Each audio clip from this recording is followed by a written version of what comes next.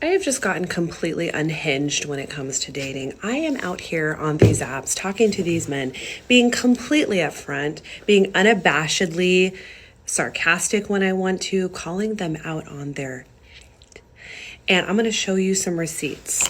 I'm going to show you receipts and be a little braggadocious because I am proud of myself. I went from being a people pleasing, breadcrumb accepting, nice, cool girl to a badass that takes none of their shit, calls them out, sees the red flags right up front, and does not let them skirt from them. And I would argue that this is how we all need to be out in the wild, because as we all unabashedly face dating this way and face men this way, it raises the standard for all women. Does this mean that men are going to change their behavior and act appropriate?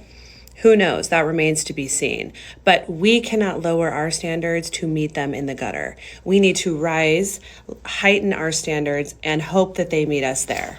And if they don't, stay in hell, because we're no longer going to go there with you. I have a really hard time with men being overtly sexual right out the gate, especially when we're in the initial phases of communication. I'm getting to know them. Often we have just gotten off of the app. I've given them my phone number and we're texting pretty consistently. I met this guy on Bumble, which again, Bumble is popping off. I love Bumble. I highly recommend it. Get off of Hinge and get on Bumble. At any rate, I'm speaking to this guy and I really like him because he's intellectual and he's snappy in like his texting, like it's interesting. He uses big words. I'm impressed. I right out the gate am not totally overly impressed by this. Like I try to check myself when I start to feel that sense of excitement of like, oh, they're challenging me intellectually, they're challenging me mentally. I am also very aware that red flags are still present and apparent, and I need to face those with like open eyes and not just let them fly because I'm impressed by this man's intellect. Well, I'm going to share some text right now. I'll reveal to you the intellect, but you can also see the overt sexuality. And I'm going to tell you that this was like the fourth time that he had been overtly sexual. We actually had a phone conversation, which was replete with innuendo, and I didn't like that. And I remember telling myself, like, the next time that this happens, I'm going to call him out on it. So this was the fourth time that he had really been like overt in his communication and bringing in innuendo, and I didn't like it, and I called him out. He's talking about being like masculine. He's talking about being assertive. And so at the top, I say, what does that look like in a relationship? I'm especially curious about quiet yet firm. And he says, pretty laid back, but we'll happily plan stuff. And then he goes on and on about like how being quiet but firm is used in his work, and then how he's way more chill in a relationship. And then I say, I was asking because I'm kind of fascinated by the idea of a man being in his masculine, providing a safe place for a woman to be totally in her feminine. Now, I'm loving where this conversation is going, because you know how mundane conversations can get. Like, what do you do for work? I love here that we're talking about like big ideas. For me, this is just like the ultimate flex and a turn on, and I want to go out with a man like this. So this is his response. He could have totally like responded in an interesting way that held my attention, that was like dignified, that, you know, showed that he's like an intellectual person, that he's a deep thinking person. This is what he responds. I'm not even going to read it because it's just so gross. And then he says, and smacking your rear end is a total bonus. Like, this man could have like sealed the deal, walked away with a trophy, and instead he totally ruins our really high vibe, good intellectual, connected conversation by bringing in innuendo.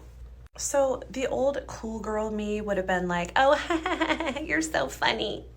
Oh, and then I would have tried to steer it back to a more civilized tone. Not anymore. I'm not doing that anymore. Like, if you're being overtly sexual in the early stages of our talking, it's because that's what you want in a relationship. That's what you're looking for. You're looking for somebody to merely have a physical relationship with, which I'm not interested in, okay? The price to pay for that at this point with me is you have to be smart, you have to be considerate, you have to be a good human. I have to connect with you on an emotional level, or forget it. So that is way down the line, and you've got to prove in your initial conversations with me that you can handle that vibe. So I write, you love that word, don't you? It's literally the fourth time you've articulated it, and we've only been talking for 24 hours, because he drops this word right here.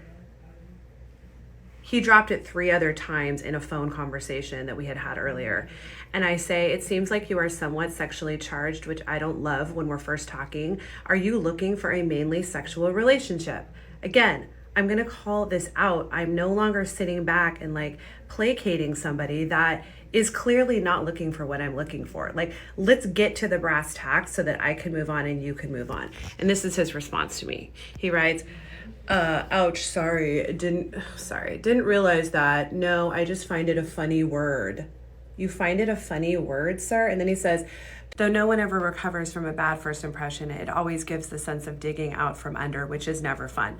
I don't know what he's trying to say by that. Like, because I called you out on the fact that you're trying to be overly sexual and like turn this early budding relationship into now a sexual one so quickly right out the gate, and I called you out on it. Now it's like he's trying to find a way out by saying like, well, I'm obviously never going to recover from this bad first impression, so perhaps we should go our separate ways.